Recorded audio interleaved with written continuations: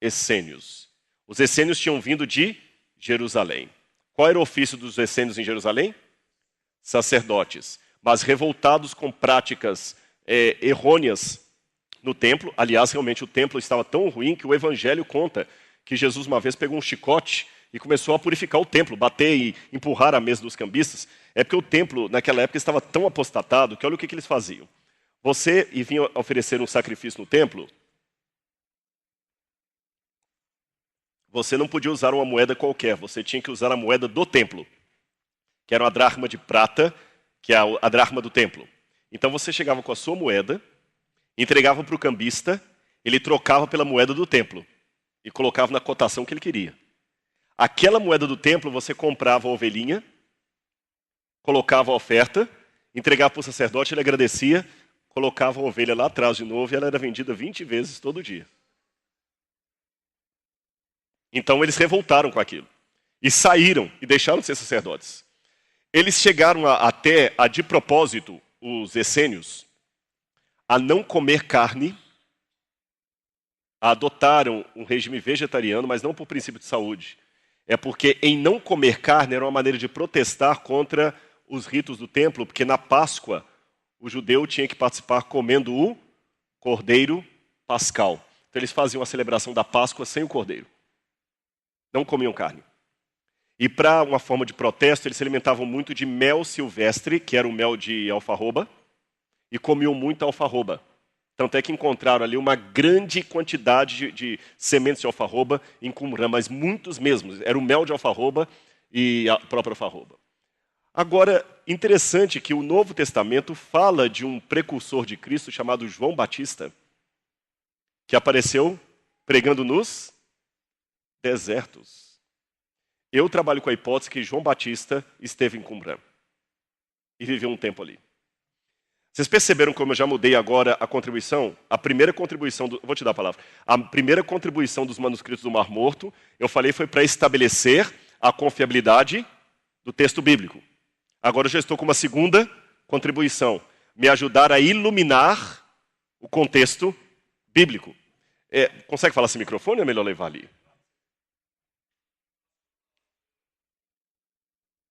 É porque estão dando na internet, eu acho que é bom usar o microfone.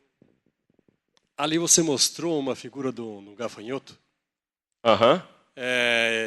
Você estava mencionando a alimentação feita à base de mel e alfarroba. Uhum. E eu já vi comentário que não eram gafanhotos que se alimentavam, era alfarroba.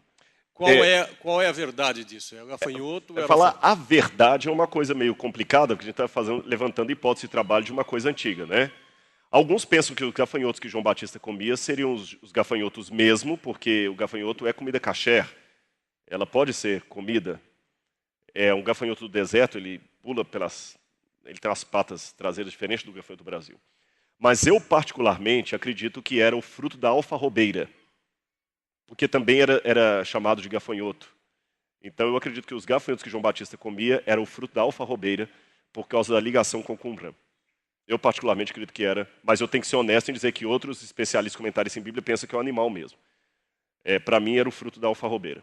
Porque João Batista, o jeito que ele usava as peles e tudo mais, e comia gafanhoto e mel silvestre, e era chamado gafanhoto aquilo ali, né, a vagem ali.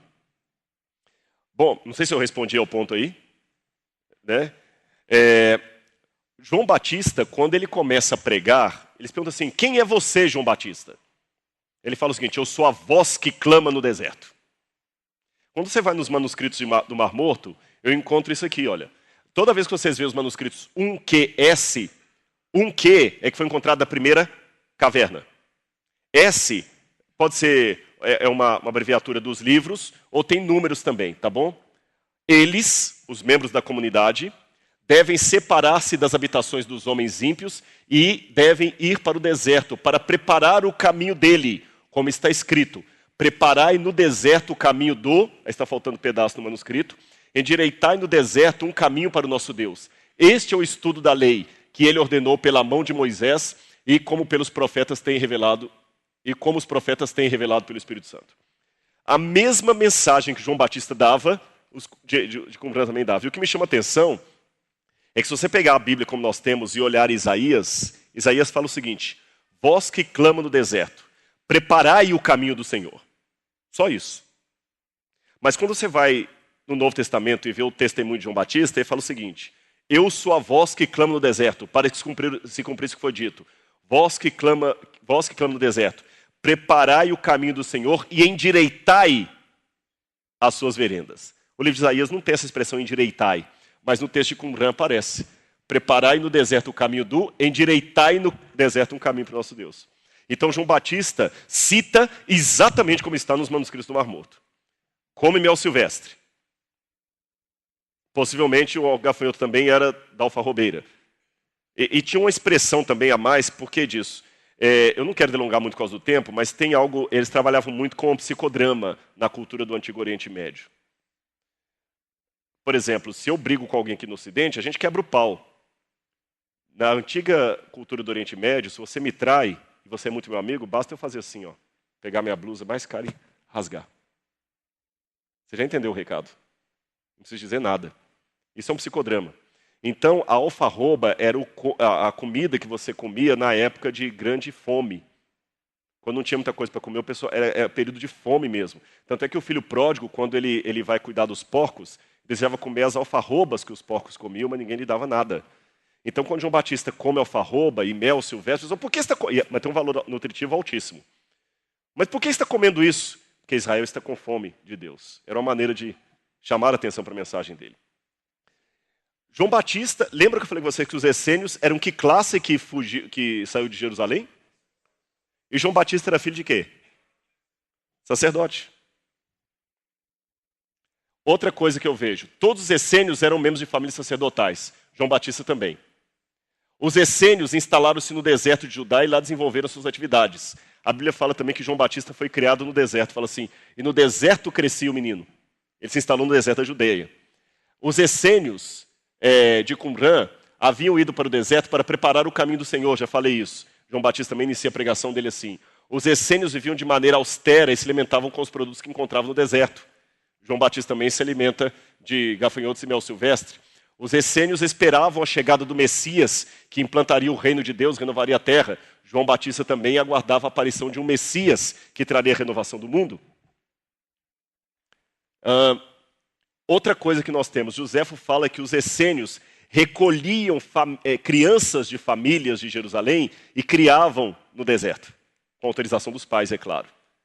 Interessante que João Batista também cresceu nos desertos. Outro detalhe, quando João Batista começa a pregar, o que ele faz? Batiza as pessoas. E o que Qumran tinha grande ênfase? O batismo.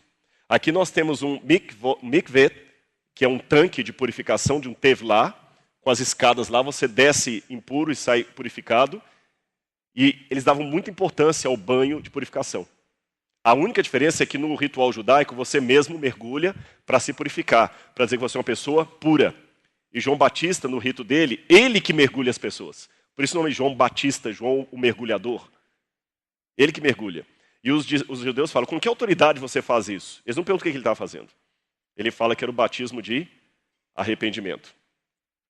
Bom, agora o debate arqueológico que eu falei com vocês, se os manuscritos foram produzidos ali ou não. Você tem Norman Gold, que acha que os manuscritos, na verdade, estavam em Jerusalém, numa biblioteca em Jerusalém, e quando os romanos atacaram Jerusalém, eles fugiram de Jerusalém levando os rolos e esconderam naquelas cavernas. Norman Gold é praticamente um dos poucos que defende isso no mundo. A academia ele não tem muitos seguidores. Eu prefiro trabalhar com uma outra hipótese, que os manuscritos foram escritos ali mesmo em Qumran. Por quê? Você tem uma pedra enorme que foi encontrada ali, que pode ser a mesa, e ela tem restos de tinta. Encontraram também tinteiro lá, lápis. Essa é a mesa original. E ela tem muitos fragmentos de tinta ali. Então, para mim, aquele era o lugar da produção. Lembram que eu mencionei para vocês o nome de Deus escrito de maneira diferente? Em Qumran, eles encontraram cópias também da tradução grega da Bíblia, a Septuaginta. Aqui está escrito em grego. Mas eu coloquei uma seta ali, você está vendo o nome de Deus com letra diferente? Assim, essa aqui é uma bênção que está lá. Bendito seja o Senhor, o Deus de Israel. No hebraico quadrático que eles usavam, você tem Baruch Adonai Elohim Israel. Baruch Adonai Elohim Israel. Essas letras de baixo aqui são paleo-hebraico.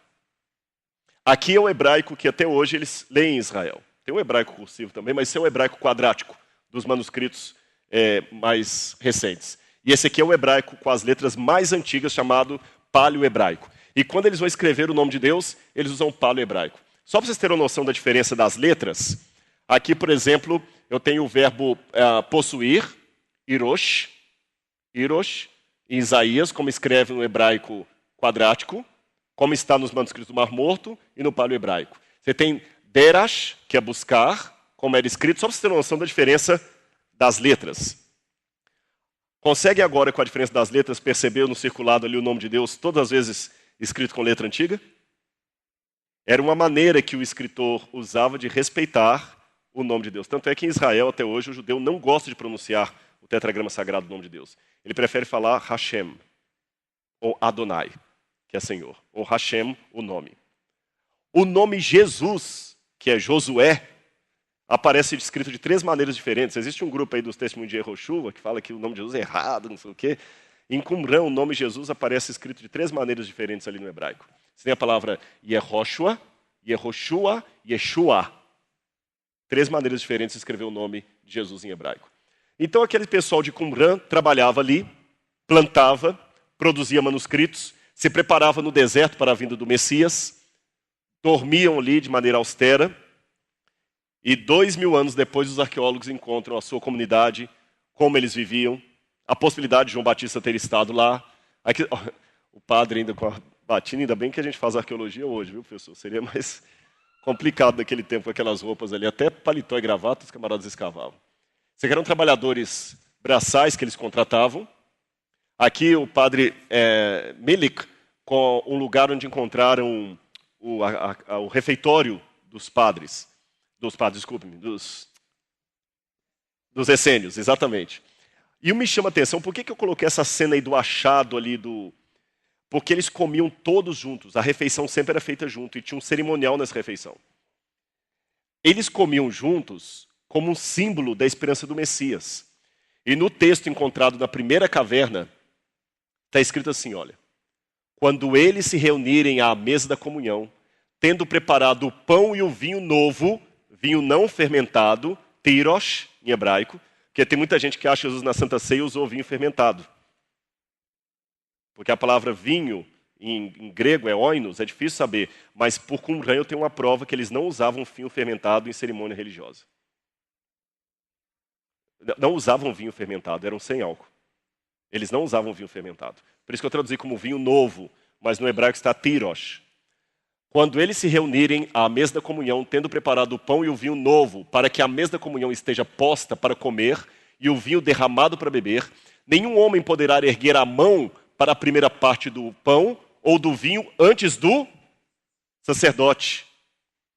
O que Jesus falou quando ele disse que alguém iria traí-lo? Aquele que põe comigo a mão no prato. Jesus estava fazendo a Santa Ceia ali, seguindo mais ou menos um ritual parecido com o dos essênios. E na ceia de Cristo me chama a atenção que não aparece a menção do Cordeiro Pascal. Jesus na Santa Ceia não era a Páscoa que eles estavam comemorando? Mas os evangelhos não mencionam o Cordeiro. Só o pão e o vinho. Porque ele era o Cordeiro. E ele estava seguindo uma prática dos essênios. Continuando aqui. Pois ele primeiro deverá abençoar o pão e o vinho. O que Jesus fez? Né? Ele abençoou o pão e o vinho depois entrega. Depois o Messias de Israel deverá estender a sua mão sobre o pão. Depois disso, cada membro de toda a congregação do Yahad é como a comunidade se chamava, os justos, a comunidade do Yahad, por ordem decrescente de cargo, esse procedimento deve governar as refeições em que se reunirem pelo menos 10 homens. Então, eles já estavam preparando uma ceia para a vinda do Messias. Por isso, quando ele prepara a ceia, Jesus toma a ceia e fala assim: vocês não comerão de novo até que eu venha no meu reino. Olha outra coisa interessante que os manuscritos falam sobre a vinda do Messias. Pois ele, o Messias, honrará os piedosos sobre o trono do seu reino eterno, libertará os cativos, abrirá os olhos dos cegos, erguerá os que são oprimidos, pois ele curará os que estão enfermos, ressuscitará os mortos e trará as boas novas aos pobres. Quando Jesus chega em Nazaré e abre os rolos da lei, ele fala assim, porque este é o ano agradável do Senhor. Porque ele abrirá os olhos e ressuscitará os mortos e tudo mais. Jesus falou, hoje se cumpriu essa profecia. Eles queriam apedrejar Jesus. Depois, quando João Batista foi preso, os discípulos de João Batista vão até Jesus a mando de João Batista. E perguntam assim, olha, Jesus, João está preso e ele fez uma pergunta, se você é aquele que haveria de vir, ou se temos que esperar outro. Qual foi a resposta de Jesus? Você se lembra? Os surdos ouvem, os cegos enxergam, os mortos ressuscitam e a todos é anunciado, aos pobres é anunciada as palavras de Deus. No texto de Isaías não fala os mortos ressuscitam. Jesus citou para João um texto de Isaías, mas na versão dos essênios. Por isso Jesus deu essa resposta. João Batista conhece. Vocês perceberam como é que eu só estou dando exemplos. Eu precisaria de muito tempo para passar tudo com vocês. Bom, eu quero terminar aqui a minha palestra dando para vocês mais uma ajuda dos manuscritos do Mar Morto, dessa vez para compreender as palavras originais de Jesus. Porque Jesus não